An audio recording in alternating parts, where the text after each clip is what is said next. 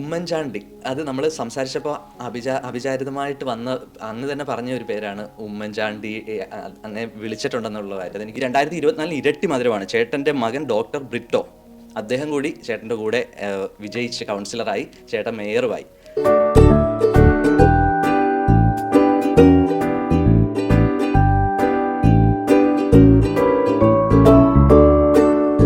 ഇപ്പം ഞങ്ങൾക്ക് ഇപ്പോൾ സിറ്റിസൺഷിപ്പൊന്നും ആയിട്ടില്ല, വന്നിട്ട് 2 വർഷം ആയിട്ടുള്ളൂ. അപ്പോൾ ഞങ്ങൾക്കൊന്നും വോട്ട് ചെയ്യാൻ പറ്റത്തില്ല എന്നുള്ളതാണ് നമ്മൾ വിചാരിച്ചിരുന്നത്. എന്ന് വെച്ചാൽ നമ്മൾ ദൂരെയാണ്, വോട്ട് ചെയ്യാൻ പറ്റില്ല എന്നാൽ പോലും. അപ്പോൾ നമുക്കിവിടെ സ്റ്റുഡൻസിന് ഇപ്പോൾ വന്ന സ്റ്റുഡൻസിനൊക്കെ പോലും നമുക്ക് വോട്ട് ചെയ്യാം എന്നുള്ളൊരു ഇത് മനസ്സിലാക്കി. അതുപോലെ ഇവിടെ കറപ്ഷന് ചാൻസ് ഉണ്ടോ ഇതുപോലെ തപാൽ വോട്ടുകളൊക്കെ ഉള്ളത് കൊണ്ട്? ഈ വോട്ടിംഗ് മീൻസ് ഞാൻ ഉദ്ദേശിച്ച് മനസ്സിലായല്ലോ, വോട്ടിൽ നമുക്ക് കൃത്രിമത്വം കാണിക്കാൻ. പക്ഷെ പൊതുവെ ഞാൻ മനസ്സിലാക്കിയെടുത്തോളം ഐറിഷുകാർ അങ്ങനെയുള്ള പരിപാടികൾക്കൊക്കെ ഇറങ്ങലൊക്കെ വളരെ കുറവാണ്. പക്ഷേ അതിൽ നിന്ന് വ്യത്യസ്തമായിട്ടുള്ള ഒരു കാര്യമാണ് നമ്മുടെ ഇന്ത്യൻ പോപ്പുലേഷൻ, ഇന്ത്യക്കാർ പൊതുവെ പ്രവർത്തിച്ചു വരുന്നത്. അതെനിക്ക് മനസ്സിലായി കഴിഞ്ഞ ഇലക്ഷനോട് കൂടി. കാരണം വേറെ സ്ഥലത്ത് നിന്ന്, ഞാൻ ആളുകളുടെ പേരൊന്നും പറയുന്നില്ല, വേറെ സ്ഥലത്ത് നിന്ന് താമസിക്കുന്ന ആളുകളെ അതാത് കോൺസ്റ്റിറ്റ്യുവൻസിയിൽ വോട്ടിന് പേര് രജിസ്റ്റർ ചെയ്യിപ്പിച്ച് വോട്ട് ചെയ്യുന്ന ഒരു സമ്പ്രദായമൊക്കെ നമ്മുടെ ആളുകളൊക്കെ തുടങ്ങി വെച്ചിട്ടുണ്ട്, ഇല്ലാന്ന് ഞാൻ പറയുന്നില്ല. പക്ഷേ എങ്കിലും കഴിഞ്ഞ ഒരു വർഷം മുമ്പാണ് ഈ ഒരു സിസ്റ്റത്തിലേക്ക് കൊണ്ടുവന്നത്. അതിക്ക് മുമ്പ് വരെ സപ്ലിമെൻ്ററി വോട്ടിംഗ് പാറ്റേൺ ആയിരുന്നു. സപ്ലിമെൻ്ററി മീൻസ് നമ്മൾ അഡീഷണലായിട്ട് ആരൊക്കെങ്കിലും വോട്ട് രജിസ്റ്റർ ചെയ്യണമെങ്കിൽ അടുത്തുള്ള ഗാർഡ് സ്റ്റേഷനിൽ പോയി ഗാർഡ് സ്റ്റേഷനിൽ നിന്നുള്ള സീലും സിഗ്നേച്ചറൊക്കെ വാങ്ങിച്ച് കൗൺസിലിൽ കൊടുത്താലാണ് വോട്ടർ ലിസ്റ്റിൽ പേര് രജിസ്റ്റർ ചെയ്യാൻ പറ്റുള്ളൂ. ഈ പ്രാവശ്യം അത് കഴിഞ്ഞ ഒരു വർഷം മുമ്പാണ് മാറ്റം വരുത്തിയത്. അപ്പോൾ PPS നമ്പറുള്ള എല്ലാവർക്കും വോട്ട് ചെയ്യാനുള്ള ഒരു അവകാശം കൊടുത്തിരുന്നു. പക്ഷെ അത് ഒത്തിരി മിസ്യൂസ് ചെയ്തിട്ടുണ്ടെന്നുള്ളതാണ് മനസ്സിലാക്കുന്നത്. പക്ഷെ അത് ഇനി പഴയ രീതിയിലേക്ക് തിരിച്ചു പോകാനുള്ള ഒരു സാധ്യത കൂടുതലാണ്. കാരണം ഈ പ്രാവശ്യം തന്നെ ഒത്തിരി ഇങ്ങനെ മിസ്യൂസ് ചെയ്തുകൊണ്ട് കഴിഞ്ഞ പ്രാവശ്യത്തെ പോലെ തിരിച്ചു പോകാനുള്ള സാധ്യത കൂടുതലുണ്ട്. അതായത് നമ്മളുടെ യൂട്ടിലിറ്റി ബില്ല്, നമ്മുടെ പാസ്പോർട്ട്, ഇതെല്ലാം ഗാർഡ് സ്റ്റേഷനിൽ കൊണ്ട് കാണിച്ച് സീല് ചെയ്ത് തിരിച്ച് കൗൺസിൽ കൊടുക്കണം. ആ ഒരു അവസ്ഥയിലേക്ക് പോയി കഴിഞ്ഞാൽ ഈ പറഞ്ഞ മാതിരിയുള്ള വേറെ തട്ടിപ്പൊന്നും നടക്കില്ലല്ലോ. ചേട്ടൻ പറഞ്ഞ പോലെ തന്നെ ഈ ഐറിഷ് ഗവൺമെൻറ്റൊക്കെ അവരങ്ങനെ എന്ത് കാര്യവും ഒരു വിശ്വാസത്തിലെടുക്കുന്ന ഒരു ഇതാണ്. പക്ഷേ അതിനകത്ത് കറപ്ഷൻ ഉണ്ടെന്ന് അറിഞ്ഞു കഴിഞ്ഞാൽ അവരതിന് വേണ്ട അഴിച്ചുപണി നടത്തും എന്നുള്ളതാണ്. തീർച്ചയായിട്ടും. കാരണം ഇപ്പോൾ അതേക്കുറിച്ച് 1-2 കംപ്ലയിൻറ്റ്സ് ഒക്കെ കിട്ടിയായിരുന്നു, കൗൺസിലിൽ തന്നെ കിട്ടി. ഇപ്പോൾ അവരെന്നെ കാണിച്ചായിരുന്നു, 1-2 ഇമെയിലൊക്കെ കാണിച്ചായിരുന്നു. അപ്പോൾ ഇങ്ങനെ ഒരു കറപ്ഷൻ നടക്കുന്നുണ്ട്, അതേക്കുറിച്ച് എൻ്റെ അഭിപ്രായം ചോദിച്ചായിരുന്നു. ഇപ്പോൾ ഇലക്ഷൻ കഴിഞ്ഞതിന് ശേഷം എൻ്റെ അടുത്ത് ചോദിച്ചായിരുന്നു. അതുകൊണ്ടാണ് ഞാനത് പറയാൻ കാരണം. 2024 വീണ്ടും വിജയിച്ചു, മേയറായി. അത് ശരിക്കും ഭയങ്കര അഭിമാനം തോന്നിയ ഒരു കാര്യമാണ്. പ്രത്യേകിച്ച് ഒരു മലയാളി എന്നുള്ള നിലയിൽ ഒത്തിരി സന്തോഷം തോന്നിയൊരു കാര്യമാണ്. എങ്ങനെ ഈ യാത്ര എങ്ങനെയായിരുന്നു? ചേട്ടൻ ഇവിടെ എങ്ങനെ എത്തി? A1 കോസ്മെറ്റിക്സ് അയർലൻഡ് എന്ന് പറഞ്ഞൊരു കമ്പനിയുടെ റെപ്പായിട്ടാണ് എൻ്റെ ജീവിതം, ഇവിടെ അയർലൻഡ് ജീവിതം തുടങ്ങിയത്. അതിനുശേഷം പിന്നെ ആ കമ്പനിയുടെ ഏരിയ മാനേജറായി, അതിനുശേഷം ആ കമ്പനിയുടെ തന്നെ ഡിസ്ട്രിബ്യൂട്ടറായി. ആ കമ്പനി ഇവിടുന്ന് പുള്ളൗട്ട് ചെയ്തു. കമ്പനി പുള്ളൗട്ട് ചെയ്തതിന് ശേഷം പിന്നെ ഞാൻ വേറെ പ്രത്യേകിച്ച് ജോലിക്കൊന്നും പോയിട്ടില്ല. പിന്നെ ഇലക്ഷൻ വർക്കും കാര്യങ്ങളും, പിന്നെ കഴിഞ്ഞ 2019 തുടങ്ങി ഇലക്ഷൻ വർക്ക് ഫുൾ ടൈം കൗൺസിലറാണ് ഞാൻ. ആളുകളുടെ ഓരോ കാര്യത്തിനും എനിക്ക് പറ്റുന്ന രീതിയിലുള്ള സപ്പോർട്ട് എൻ്റെ ഭാഗത്ത് ഞാൻ ചെയ്തിട്ടുണ്ട്. അതുകൊണ്ടൊക്കെയാണ് ഇത് റിസൾട്ട് വരാൻ കാരണം. 2001 വന്നെങ്കിലും 2009 ആദ്യമായിട്ട് ഞാൻ ഇൻഡിപെൻഡൻറ്റ് കാൻഡിഡേറ്റായിട്ട് മത്സരിച്ചത്. അന്ന് എൻ്റെ സുഹൃത്ത് റെജി മലയാളം എന്ന് പറഞ്ഞ വ്യക്തിയാണ് എന്നെ പ്രേരിപ്പിച്ചത് ഈ രംഗത്തേക്ക് വരാനായിട്ട്. പക്ഷേ 65 വോട്ടിന് അന്ന് തോറ്റുവെങ്കിലും 2014 ഞാൻ പിനകൽ പാർട്ടിയിൽ ജോയിൻ ചെയ്തത്. ആ 2014 എനിക്ക് സീറ്റ് കിട്ടിയില്ല. 2019 എനിക്ക് സീറ്റ് തന്നു. അത്യാവശ്യം നല്ല വിജയം അന്ന് കാഴ്ചവെക്കാൻ സാധിച്ചു. അത് 2024 നിലനിർത്തി, നല്ല ഭൂരിപക്ഷത്തിന് നിലനിർത്തി. അങ്ങനെ 2024 ടാല സൗത്തിൽ നിന്ന് ഞാൻ രണ്ടാമതും മത്സരിച്ച് ജയിച്ചു. എൻ്റെ മകൻ ബ്രിട്ടോ ടാല സെൻട്രലിൽ നിന്നും മത്സരിച്ച് ജയിച്ചു. ഈ ടാല സെൻട്രലിൽ 20 വർഷമായിട്ട് ഈ പാർട്ടിക്ക് ജയിക്കാത്തൊരു സീറ്റാണ് അവൻ പിടിച്ചെടുത്തത്. അപ്പോൾ അതുകൊണ്ട് ഞങ്ങളുടെ 2 പേരുടെയും വിജയം പാർട്ടിക്ക് ഒരു നല്ല ഒരു എന്താ പറയുക, വളരെ സന്തോഷത്തിൽ ഇരട്ടി മധുരം എന്ന് തന്നെ പറയാം. മകനെ മത്സരിപ്പിച്ച, പ്രത്യേകിച്ച് നമ്മുടെ നാട്ടിലൊരു യങ് ഡോക്ടർ എന്ന് പറയുമ്പോഴത്തേക്ക് അവർ ഭയങ്കര ബിസി ആയിരിക്കും. അവർ സത്യം പറഞ്ഞ ഒരു പൊളിറ്റിക്സിലേക്കൊക്കെ നമ്മുടെ നാട്ടിലൊക്കെ ഇച്ചിരി പ്രായമുള്ളവരാണ് വരുന്നതെന്ന് വിചാരിക്കും. അപ്പോൾ ചേട്ടന് മേയർ സ്ഥാനത്തേക്ക് എത്താനായിട്ട് ചേട്ടൻ്റെ ഒരു ഇനിഷ്യേറ്റീവോടെ മത്സരിപ്പിച്ചതാണോ, അങ്ങനെ എന്തെങ്കിലും ഉണ്ടോ? ഒരിക്കലുമല്ല. അതായത് അന്ന് സത്യത്തിലൊരു 3 വർഷം മുമ്പ് എൻ്റെ വീട്ടിൽ മിനിസ്റ്റർ, അന്ന് കൊളംബ്രോഫി മിനിസ്റ്ററായിരുന്നു, കൊളംബ്രോഫി മിനിസ്റ്റർ വന്ന സമയത്ത് ഇങ്ങനെ ടാല സെൻറ്ററിൽ ഇപ്പോൾ കുറച്ച് നാളുകളായിട്ട് ആരും തന്നെ പാർട്ടിയുടെ ജയിക്കുന്നില്ല, അങ്ങനെ ഒരു സാഹചര്യം വന്നപ്പോൾ അദ്ദേഹമാണ് ആദ്യമായിട്ട് ഇങ്ങനെ ഒരു മത്സരിച്ചാൽ അവിടെ ജയിക്കാനുള്ള സാധ്യത കൂടുതലാണെന്നുള്ള കാര്യം അദ്ദേഹം പറഞ്ഞു. പിന്നെ പാർട്ടിയിലുള്ള പല മെമ്പേഴ്സും സംസാരിച്ചു. ബിട്ടോയെ സംബന്ധിച്ചിടത്തോളം പറഞ്ഞ ബിട്ടോയ്ക്ക് താല്പര്യമില്ലായിരുന്നു ആദ്യഘട്ടം. അതാണ് അതിൻ്റെ സത്യം. ചില രാഷ്ട്രീയം എന്നുള്ള രീതിയിലൊക്കെ ചില ആളുകൾക്ക് പറയുന്നുണ്ട്, പക്ഷെ അത് ഒരിക്കലും ഇവിടുത്തെ ആൾക്കാർ അങ്ങനെ ആരെങ്കിലും പറയുമോ? ഇല്ല, ഇവിടുത്തെ ആൾക്കാർ അങ്ങനെയൊന്നും പറഞ്ഞിട്ടില്ല. കാരണം ഇവിടുത്തെ ആൾക്കാർ അങ്ങനെ പറഞ്ഞിരുന്നെങ്കിൽ ഇത്രയൊന്നും വോട്ടിൻ്റെ ഭൂരിപക്ഷത്തിൽ ജയിക്കുന്നില്ലല്ലോ. മലയാളികളായാലും നല്ലപോലെ സപ്പോർട്ട് ചെയ്തായിരുന്നു. ഈ കോൺസ്റ്റിറ്റ്യുവൻസിയിലെ, അതായത് ഈ ടാല സെൻറ്ററിലെ നല്ലപോലെ നമുക്ക് ഇന്ത്യൻ വോട്ടുകൾ കിട്ടിയിട്ടുണ്ട്. അതുപോലെ തന്നെ റിഷാറിൻ്റെ ഭാഗത്തു നിന്നുള്ള ഫുൾ സപ്പോർട്ട് ഉണ്ടായിരുന്നു. എല്ലാം കൊണ്ടും നല്ലൊരു വിജയം കാഴ്ചവെക്കാൻ സാധിച്ചു. അല്ലേ? പിന്നെ don't put baby in a corner, അങ്ങനെ ഒരു കാര്യം ഞാൻ കേട്ടു. എന്താണ് അതിൻ്റെ ഒരു സത്യാവസ്ഥ? No one puts baby in the corner.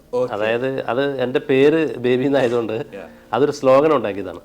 അപ്പോൾ ആ സ്ലോഗൻ ശരിക്ക് നന്നായിട്ട് വർക്കൗട്ട് ചെയ്തു. അതായത് 2019 അത് ചെയ്തത്. അത് ചേട്ടൻ ഒരു പാർട്ടി ചേർന്ന ശേഷമാണ് ആ ഒരു സപ്പോർട്ട് കൂടെ കിട്ടിയപ്പോഴാണ്. അന്നത്തെ മേയറായിരുന്ന വിക്കിയൊക്കെയാണ് അതിന് കൂടുതലും നമ്മൾക്ക് ഇങ്ങനെ പ്രചോദനം ചെയ്തത്. ആ സ്ലോഗൻ അത് ഞങ്ങൾ പിന്നെ ഓവൽ പോസ്റ്ററാക്കി ഒത്തിരി സ്ഥലത്ത് അത് പിന്നെ പ്രദർശിപ്പിച്ചിരുന്നു. അതൊക്കെ നമുക്ക് ഒത്തിരി ഗുണം കിട്ടി. No one puts baby in the corner ഈ പ്രാവശ്യം ഞങ്ങളത് വേറെ പുതിയ പോസ്റ്റർ അടിച്ചിറക്കിയായിരുന്നു. നന്നായിരുന്നു. മകൻ്റെ കാര്യം പറയുകയാണെങ്കിൽ അദ്ദേഹത്തെ ജോലി തിരക്ക് കാരണം എത്താൻ പറ്റിയില്ല. ഈ ജോലിയുടെ ഇടയ്ക്ക് എങ്ങനെ സർവീസ് ചെയ്യാൻ സമയം കണ്ടെത്തുന്നു? അദ്ദേഹം ബാച്ചിലറാണ് അല്ലേ? അപ്പോൾ ചേട്ടനാണെങ്കിൽ ഫുൾ ടൈം ഇത് പൊതുപ്രവർത്തനം മാത്രമാണ്, മറ്റു ജോലികളൊന്നും ചെയ്യുന്നില്ല. അദ്ദേഹത്തിന് അതിനോട് പൂർണ്ണ നീതി പുലർത്താൻ സാധിക്കുന്നുണ്ടോ ഡോക്ടർ ബ്രിറ്റോയ്ക്ക്? അതിനുള്ള ഒരു വ്യത്യാസം നമ്മുടെ നാട്ടിലെ പോലെ അല്ലല്ലോ. ഇവിടെ രാഷ്ട്രീയം എന്ന് പറഞ്ഞു കഴിഞ്ഞാൽ ഇത് പിന്നെ കൗൺസിൽ ജോബ്, കൗൺസിലർ എന്ന് പറയുമ്പോൾ പാർട്ട് ടൈം ആയിട്ട് നമുക്ക് കൊണ്ടുപോകാം. കാരണം അവരൊക്കെ യങ്സ്റ്റേഴ്സ് അല്ലേ. അവർക്കൊക്കെ ഇപ്പോൾ ആരെങ്കിലും ഒരു ഇമെയിൽ തന്നു, ഇമെയിൽ ഇട്ട് കഴിഞ്ഞാൽ ആ ഇമെയിലിന് റിപ്ലൈ കൊടുക്കാനായിട്ട് അവർക്ക് 2 മിനിറ്റ് അല്ലെങ്കിൽ 1 മിനിറ്റ് മതി. ഇപ്പോൾ നമ്മളതിൽ ഭയങ്കര ഫാസ്റ്റായിട്ട് അവർക്ക് ഇൻ്റർവൽ ടൈമിൽ പോലും ആൾ റിപ്ലൈ കൊടുക്കും. അതുപോലെ ഞങ്ങളുടെ ഈ കംപ്ലയിൻസ് എല്ലാം മെമ്പേഴ്സ് നെറ്റിലിട്ടെങ്കിലും അവർക്ക് കൂടുതൽ ബുദ്ധിമുട്ടില്ല. അതെല്ലാം പെട്ടെന്ന് പരിഹാരം കണ്ടെത്താവുന്ന ഒരു സാഹചര്യം അവർക്കുണ്ട്. പിന്നെ വേണമെങ്കിൽ കൗൺസിൽ മീറ്റിങ്ങിൽ എന്തായാലും അറ്റൻഡ് ചെയ്യണം. അത് അറ്റൻഡ് ചെയ്യാൻ പറ്റാത്ത ദിവസങ്ങളിൽ ഓൺലൈനിൽ അറേഞ്ച് ചെയ്യാം, ഒരു കുഴപ്പമില്ല. അപ്പോൾ അങ്ങനെയൊക്കെ അത് അറേഞ്ച്മെൻറ്റ് നടത്തി പോകാം. അത് ബുദ്ധിമുട്ടായിട്ട് തോന്നുന്നില്ല ഇതുവരെ. ഓക്കെ, കേപ്പബിലിറ്റി ഇല്ലെങ്കിൽ ഇത് ഒരുമിച്ച് കൊണ്ടുപോകാൻ പാടായിരിക്കും. അപ്പോൾ അദ്ദേഹത്തിനും എൻ്റെ പ്രത്യേക അഭിനന്ദനങ്ങൾ തീർച്ചയായിട്ടും. അദ്ദേഹത്തിൻ്റെ ഒരു ഇൻ്റർവ്യൂ ഞാൻ കണ്ടിരുന്നു. അതിനകത്ത് പറഞ്ഞിരിക്കുന്നത് നമ്മൾ പ്രവർത്തിച്ചാൽ മാത്രമേ ഇവർ വോട്ട് തരത്തുള്ളൂ, അല്ലാതെ ഞാൻ എഡ്യൂക്കേറ്റഡ് ആണ്, ഡോക്ടറാണ് എന്നൊന്നും പറഞ്ഞിട്ട് കാര്യമില്ല. അപ്പോൾ അദ്ദേഹം ശരിക്കും ഇല്ലേ ഹാർഡ് വർക്ക് ചെയ്ത് ശരിക്കും ഒരു ഇഷ്ടമില്ലാതെ ഒരു കാര്യത്തിലും ഇറങ്ങിത്തിരിക്കും. കാരണം ആവശ്യത്തിന് സാലറി ഡോക്ടർ എന്നുള്ള നിലയിൽ കിട്ടും. അപ്പോൾ ചേട്ടൻ കാണിച്ചു കൊടുത്ത ആ ഒരു മാതൃക അദ്ദേഹം പിന്തുടർന്നു എന്നാണ് ആ ഇൻ്റർവ്യൂവിൽ പറഞ്ഞത്. അപ്പയാണ് എൻ്റെ പ്രചോദനം എന്നാണ് അതിൽ. അല്ല, അത് തീർച്ചയായിട്ടും സത്യമാണ്. കാരണം കഴിഞ്ഞ ഒരു വർഷമായിട്ട്, അതായത് ജൂലൈ മാസം 3-ാം തീയതിയാണ് 2023 ജൂലൈ മാസം 3-ാം തീയതിയാണ് ഞങ്ങളുടെ കൺവെൻഷൻ നടന്നത് മാൾഡർ ഹോട്ടലിൽ വെച്ച്. ആ കൺവെൻഷന് ശേഷം പിന്നെ പല കാര്യങ്ങളിലും ബ്രിട്ടോ ഇടപെട്ടിട്ടുണ്ട്. ഈ റോഡ് മെയിൻ്റനൻസ്, പല കാര്യങ്ങളിലും ഇങ്ങനെ ആളുകളുടെ കംപ്ലയിൻറ്റ് കിട്ടുമ്പോൾ തല സെൻട്രലിൽ നിന്നുള്ള കംപ്ലയിൻ്റ് ആണെങ്കിൽ അതിന് ആൻസർ ബ്രിട്ടോ ആയിരിക്കും കൊടുക്കുന്നത്. അതൊക്കെ വലിയ നേട്ടം കിട്ടി. ആളുകളുടെ ഭാഗത്ത് നിന്ന് നല്ല സപ്പോർട്ട് ഉണ്ടായിരുന്നു. അതിൽ ഞങ്ങൾ വളരെയധികം കൃതാർത്ഥരാണ്. കാരണം നമുക്ക് വേണമെങ്കിൽ ഒതുങ്ങിക്കൂടി ജോലിയൊക്കെ ആയിട്ട് പോകാം. പക്ഷെ നമ്മുടെ 2 പ്രതിനിധികൾ ഒരു ഇവിടം വരെ എത്തുക എന്ന് പറയുന്നത് ഒരു ചെറിയ കാര്യം. പാർട്ടി കണ്ടു. അപ്പം അവർക്ക് യാതൊരു വിധത്തിലുള്ള സംശയം ഉണ്ടായിരുന്നില്ല. 2024 ഞങ്ങൾക്ക് മെജോറിറ്റി, ഞങ്ങൾ 9 കൗൺസിലേഴ്സാണ് ഈ കൗൺസിലിൽ നിന്ന് ഞങ്ങൾ ജയിച്ചത്. 40 പേരിൽ 9 പേര് ഫിനഗേലിൻ്റെയാണ്. അപ്പം മന്ത്രിസഭ ഉണ്ടാക്കാനായിട്ട്, ലോക്കൽ മന്ത്രിസഭ ഉണ്ടാക്കാനായിട്ട് ഞങ്ങൾക്കാണ് കൂടുതൽ സാധ്യത ഉള്ളത്. അങ്ങനെ ഞങ്ങളുടെ പാർട്ടിയിലെ 1-2 വ്യക്തികൾ കൂടിയാണ് മറ്റുള്ള പാർട്ടികളെ ക്ഷണിച്ചത്. അപ്പം ഫിനഫോളും പിന്നെ ലേബർ 4 ഇൻഡിപെൻഡൻസോടും കൂടിയിട്ടാണ് ഞങ്ങളിപ്പോൾ ഭരിക്കുന്നത്. ഓക്കെ, അപ്പോൾ ഉമ്മൻചാണ്ടി, അത് നമ്മൾ സംസാരിച്ചപ്പോൾ അവിചാരിതമായിട്ട് അങ്ങ് തന്നെ പറഞ്ഞ ഒരു പേരാണ് ഉമ്മൻചാണ്ടി. അങ്ങനെ വിളിച്ചിട്ടുണ്ടെന്നുള്ള കാര്യം. അപ്പോൾ ഉമ്മൻചാണ്ടി സാറായിട്ട് എനിക്ക് വളരെ താല്പര്യമുള്ള വ്യക്തി. ഞാനിവിടെ പുള്ളി അസുഖമാകുന്ന സമയത്ത് ഞാൻ 1-2 പ്രാവശ്യമൊക്കെ പുള്ളി വിളിച്ചായിരുന്നു. പുള്ളിനെ വിളിച്ച് കഴിഞ്ഞപ്പോൾ പുള്ളി ഫോൺ എടുക്കുന്നത് തന്നെ വലിയൊരു ഇതായിരുന്നു. സൗണ്ട് ഇല്ല എങ്കിൽ കൂടി അദ്ദേഹം ഫോൺ എടുത്തു. അതൊക്കെ വലിയൊരു കാര്യമായിട്ട് എനിക്ക് തോന്നുന്നു. ഞാൻ അദ്ദേഹം മരിച്ച സമയത്ത്, അതിന് ശേഷം ഞാൻ അവിടെ പോയിരുന്നു. മരിച്ച സമയത്ത് ഞാൻ നാട്ടിലുണ്ടായിരുന്നു. അപ്പോൾ ഞാൻ അവിടെ പോവുകയും ചെയ്തായിരുന്നു ആ സമയത്ത്. അദ്ദേഹം പറഞ്ഞ ഒരു കാര്യം എന്നെ സ്ട്രൈക്ക് ചെയ്തത്, നമ്മൾ ഒരിക്കലും ഒരു നേതൃസ്ഥാനവും ആഗ്രഹിക്കേണ്ട, ഒരു ഉയരങ്ങളും ആഗ്രഹിക്കേണ്ട, ജനങ്ങൾക്ക് വേണ്ടി 100% പ്രവർത്തിക്കുക, അവർ നമ്മളെ ഉയർച്ചയിൽ എത്തിച്ചുള്ളൂ. അപ്പോൾ അതാണോ അങ്ങയുടെയും വിജയത്തിൻ്റെ കാരണം? ഒരു സംശയമില്ലാത്ത കാര്യമല്ലേ. ഞാൻ അയർലൻഡിൽ വരുമ്പോൾ ഒരു കൗൺസിലർ ആവാമെന്നോ അല്ലെങ്കിൽ കൗൺസിലർ ആയതിനു ശേഷം ഒരു മേയറാവുന്നോ ഒരു ഡെപ്യൂട്ടി മേയർ ആവാൻ പോലും ഞാൻ പ്രതീക്ഷിച്ചിരുന്ന ഒരാളല്ല. ഇത് ഈ കൗൺസിലേഴ്സ് തന്നെ തിരഞ്ഞെടുത്താണ്. ഞങ്ങളുടെ പാർട്ടിയിലുള്ള 9 കൗൺസിലേഴ്സിൽ 5 പേർക്കും മേയറാവണമെന്നുള്ള ആഗ്രഹമായിരുന്നു. അപ്പോൾ അവസാനം നമ്മളിൽ എത്താൻ കാരണം ഇതൊക്കെ തന്നെയാണെന്നാണ് എൻ്റെ ഒരു വിശ്വാസം. തീർച്ചയായിട്ടും അതാണ് എൻ്റെ സത്യം. ഒരു നല്ലൊരു പൊളിറ്റീഷ്യൻ ആകണമെന്നുണ്ടെങ്കിൽ, നന്നായിട്ട് ജനങ്ങൾക്ക് വേണ്ടി പ്രവർത്തിക്കണമെന്നുണ്ടെങ്കിൽ, ഒന്നുകിൽ കല്യാണം കഴിച്ച ആളായിരിക്കരുത്, അല്ലെങ്കിൽ ഫാമിലിയുടെ നല്ല സപ്പോർട്ട് ഉണ്ടായിരിക്കണം. ചേട്ടൻ്റെ ഫാമിലി എങ്ങനെ ചേട്ടനെ സപ്പോർട്ട് ചെയ്യുന്നു? ഫാമിലിയെ കുറിച്ച് പറയുകയാണെന്നുണ്ടെങ്കിൽ മക്കൾ രണ്ടുപേരും അത്യാവശ്യം നല്ല പോലെ തന്നെ ഹെൽപ്പ് ചെയ്യുന്നുണ്ട്. 2019 ഇപ്പോൾ 24 ഇലക്ഷൻ്റെ കാര്യം പിന്നെ പറയേണ്ട കാര്യമില്ലല്ലോ. ഞങ്ങൾ രണ്ടുപേരല്ലേ മത്സരിക്കണേ. അതിൻ്റെ അകത്ത് ശരിക്കും പറഞ്ഞു കഴിഞ്ഞാൽ വൈഫാണ് ഒത്തിരി ജോലി കഴിഞ്ഞ് വന്നാലും സാറ്റർഡേയ്സും സൺഡേയ്സും എല്ലാ ദിവസവും പുള്ളിക്കാരിയാണ് ഏറ്റവും കൂടുതൽ വർക്ക് ചെയ്തിരിക്കുന്നത്. അതുപോലെ ഇട ദിവസമായാലും വൈകിട്ട് ലീഫ്ലെറ്റ് ഡ്രോപ്പിങ്ങിനും ക്യാൻവാസിങ്ങിനും ഒക്കെ പുള്ളിക്കാരി മുൻകൈ എടുത്ത് എല്ലാ കാര്യങ്ങളും പുള്ളിക്കാരിയുടെ നേതൃത്വത്തിലാണ്. സത്യം പറഞ്ഞു കഴിഞ്ഞാൽ നല്ല പോലെ വർക്ക് ചെയ്തിട്ടുണ്ട്. അത് നമുക്ക് ഒരു കാരണവശാലും പറയാതിരിക്കാൻ പാടില്ല. അത്രമേൽ വർക്ക് ചെയ്ത ഒരു സംഭവമാണ്. 2019 2009 ഞാൻ മത്സരിക്കുമ്പോഴായാലും നല്ല പോലെ രംഗത്തുണ്ടായിരുന്നു. പുതിയതായിട്ട് വരുന്നവർക്ക് ഈ കൾച്ചറിനെ അഡാപ്റ്റ് ചെയ്യാണ്ട് എന്തെങ്കിലും ഒരു അഡ്വൈസ്, എന്തെങ്കിലും ഒരു സജഷൻ, അങ്ങനെ എന്തെങ്കിലും? അല്ല, ഞാൻ അതേക്കുറിച്ച് പറയുകയാണെന്നുണ്ടെങ്കിൽ നമുക്ക് വേണ്ടത് ഇൻറ്റഗ്രേഷനാണ്. കാരണം നമ്മൾ ആരുഷാരായിട്ട് പല കാര്യങ്ങളിലും നമ്മൾ മിങ്കിൾ ചെയ്ത് പോകണം. കാരണം അവർക്ക് നമ്മളൊരു സെപ്പറേറ്റ്, അവരുടെയൊക്കെ ചിന്താഗതി നമ്മളൊരു റെഫ്യൂജീസ് എന്നുള്ളൊരു ചിന്താഗതിയാണ് അവരുടെ മനസ്സിലുള്ളത്. അത് മാറ്റിയെടുക്കാനായിട്ട് നമ്മൾ തന്നെ മാക്സിമം ട്രൈ ചെയ്യുക. നമ്മൾ നമ്മുടേതായിട്ടുള്ള രീതിയിലേക്ക് ഒതുങ്ങിപ്പോകാതെ, നമ്മൾ സെപ്പറേറ്റ് എന്നുള്ള രീതി വരുത്താതെ എല്ലാവരുമായിട്ടും മിങ്കിൾ ചെയ്ത് പോവുകയാണെങ്കിൽ ഒരു പരിധിവരെ അതിനൊരു സൊല്യൂഷൻ ഉണ്ടാകുമെന്നാണ് എൻ്റെ ഒരു പ്രതീക്ഷ. നമ്മൾ വർക്ക് പെർമിറ്റോട് കൂടിയാണ് ഇവിടെ വന്നത്, അല്ലെങ്കിൽ ഇപ്പോൾ സ്പൗസായിട്ടാണ് വന്നത്, അങ്ങനെയുള്ള കാര്യം ഇവർക്ക് അറിയില്ല.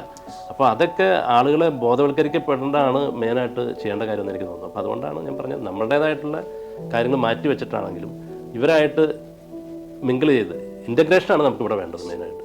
അതിന് ലോക മലയാളികൾക്ക് തന്നെ ഒരു മാതൃകയാണ് ചേട്ടൻ. ഇല്ലേ, ആ ഒരു കമ്മ്യൂണിക്കേഷനും ആ ഒരു ഇൻ്റഗ്രേഷനുമാണ് ഈ നിലയിൽ എത്തി നിൽക്കുന്നത് ചേട്ടൻ. എന്തായാലും അങ്ങയുടെ കഠിനാധ്വാനവും ആത്മാർത്ഥതയും നമ്മളൊക്കെ പലരും പിന്മാറുന്നു. പല ന്യൂസുകൾ കേൾക്കുമ്പോൾ തന്നെ നമ്മളെ അവർ കുറച്ചാണോ കാണുന്നത്, നമുക്ക് അകന്നു നിൽക്കാം.